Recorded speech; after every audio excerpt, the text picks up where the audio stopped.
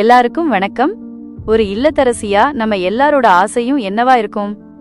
நம்ம வீடு எப்பவும் சந்தோஷமாவும் நிம்மதியாவும் இருக்கணும். குறிப்பா கணவன் மனைவிக்குள்ள எந்த பிரச்சனையும் இல்லாம ஒருத்தர் புரிஞ்சுக்கிட்டு வாழணுங்கிறது தானே. கல்யாணமான புதுசுல இருக்கிற அந்த நெருக்கம் போக போக குடும்ப பொறுப்புகள், குழந்தைங்க, வேலைன்னு ஓட ஆரம்பிச்சதும் கொஞ்சம் கொஞ்சமா குறையிற மாதிரி ஒரு ஃபீல் உங்கள எத்தனை பேருக்கு வந்திருக்கு? எனக்கும் கூட ஒரு காலத்துல அப்படி தோணி இருக்கு. ஆனா பெரியவங்க சொன்ன சில எளிய ஆன்மீக விஷயங்களையும் பரிகாரங்களையும் என் வாழ்க்கையில ஃபாலோ பண்ண ஆரம்பிச்சதுக்கு அப்புறம் நிஜமாவே எங்க 2 பேருக்குள்ள ஒரு நல்ல மாற்றம் தெரிஞ்சுது. அதைத்தான் இன்னைக்கு உங்க கூட நான் ஷேர் பண்ணிக்க போறேன். நம்ம வீட்ல எப்பவுமே நேர்மறை ஆற்றல், அதாவது பாசிட்டிவ் வைப்ஸ் இருந்துகிட்டே இருக்கணும். அதுக்கு நான் பண்ற முதல் விஷயம் வெள்ளிக்கிழமை பூஜை. வெள்ளிக்கிழமை சாயங்காலம் 6 மணிக்கு மேல வீட்டை நல்லா சுத்தம் பண்ணிட்டு மகாலட்சுமி தாயாருக்கு நெய் விளக்கு ஏத்தி வச்சு கும்பிடுவேன். அந்த நேரத்துல வீட்ல கண்டிப்பா சாம்பிராணி வாசனை இருக்கணும். குறிப்பா சாம்பிராணி புகையோட கொஞ்சம் வெண்கடுகு, நாய்க்கடுகை கலந்து வீடு முழுக்க போடுவேன். இது வீட்ல இருக்கிற கண் திருஷ்டி, எதிர்மறை ஆற்றல் எல்லாத்தையும் விரட்டிடும்.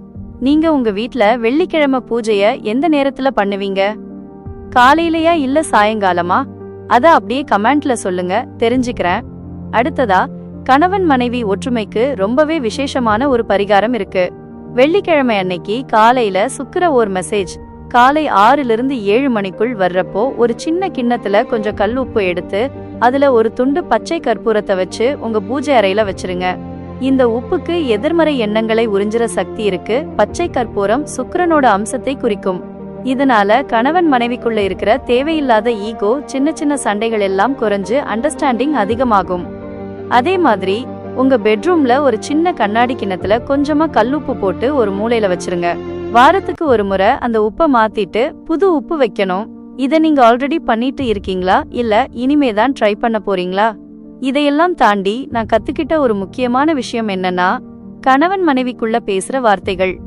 ஒருத்தர் கோவமா இருக்கும்போது இன்னொருத்தர் கொஞ்சம் அமைதியா போயிட்டாலே பாதி சண்டை அங்கேயே முடிஞ்சிடும்.